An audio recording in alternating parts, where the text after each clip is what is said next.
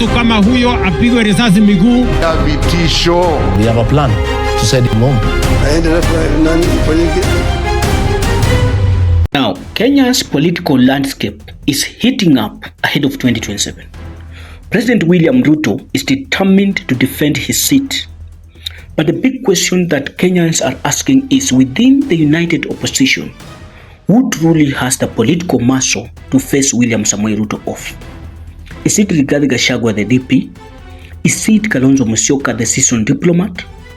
Or is it Matiang'i, the no-nonsense technocrat?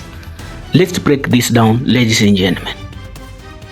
Gachagua once stood as the second most powerful man in Kenya, but his impeachment actually stripped him of the deputy president seat.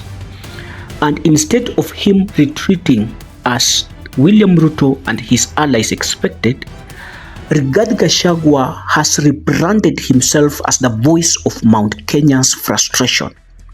And as a victim of betrayal, he is now a reborn politician. He is a reborn as a defender of the mountain. His fiery rhetoric, ladies and gentlemen, resonates very well with the central Kenya voters, who feels politically sidelined. Yet his national weakness, ladies and gentlemen, remains glaring. Beyond Mount Kenya, Gachagua lacks broad appeal. And without a strategic partnership with the other leaders in the opposition, he risks being a regional powerhouse, but a national underdog. So for Kalonzo Musyoka, he has been stuck in the shadow of Raila Amolo Odinga's for years. But with the Raila likely to step back in 2027 to support William Ruto, Kalonzo sees 2027 as his moment. He brings to the table a very loyal Ukambani voting bloc, and also he brings to the table his diplomatic experience and an image of stability that he always portrays. But there is also a challenge for Kalonzo Musyoka. Kalonzo Musyoka lacks the vibrant charisma that excites the young voters who are going to be the majority of voters in 2027. Kalonzo is oftenly seen as being too cautious, as a safe pair of hands. Yes, but the question is, can a safe candidate really mobilize a restless nation which is hungry for change? Can this safe candidate really bring down the very William Samoei Ruto, a political giant that we know in the country as it stands right now?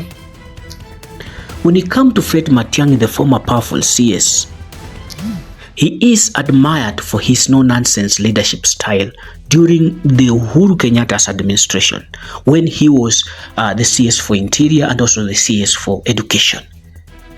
Matiang'i could easily rally support from his Kisii home ground, and also he could easily tap into the disillusioned middle class voters and also appeal to the voters who are tired of the traditional and political theatrics of this country.